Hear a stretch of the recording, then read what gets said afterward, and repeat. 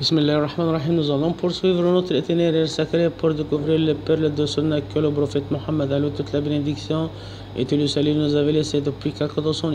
Aujourd'hui, nous allons traiter le hadith d'An-Nawas ibn Sam'an qu'Allah la grecque a dit: j'ai entendu le messager d'Allah sur lui, la paix et le salut, a dit: au jour de la résurrection, on fera venir le Coran et les siens, ceux qui le mettaient en application dans ce bas monde.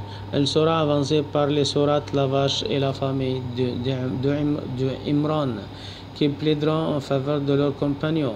L'explication du hadith. Dans le hadith d'An-Nawas ibn Sam'an qu'Allah l'a gré, celui-ci a dit: j'ai entendu le messager d'Allah sur lui, la paix et le salut, dire: au jour de la résurrection, on fera venir le Coran et les siens, ceux qui le mettaient en application. Dans son bas monde, elle sera dévancée par les sourates, la vache et la famille de Imran, qui plaideront en faveur de leurs compagnons. Et si le prophète sur lui, la paix et le salut, a bien précisé qu'en plus de réciter le Coran, il faut le mettre en application. En effet, ceux qui récitent le Coran se divisent en deux catégories.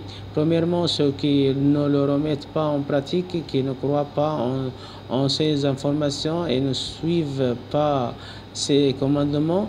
Le Coran sera donc un argument contre eux. Deuxièmement, ceux qui croient en ces informations et appliquent ces commandements, le Coran sera un argument en leur faveur et il plaidera pour eux au jour de la résurrection. Car nous montre que la chose la plus importante en ce qui concerne le Coran et de sa mise en application, comme Allah le dit, c'est un livre que nous avons fait descendre béni afin que ces versets soient médités et que les gens doués de raison se rappellent. Que ces versets soient médités signifie que les gens cherchent à en comprendre le sens et que les gens doués de raison se rappellent en le mettant en pratique. Aussi, ici, Allah a cité l'action après la réflexion parce que l'application nécessite la réflexion.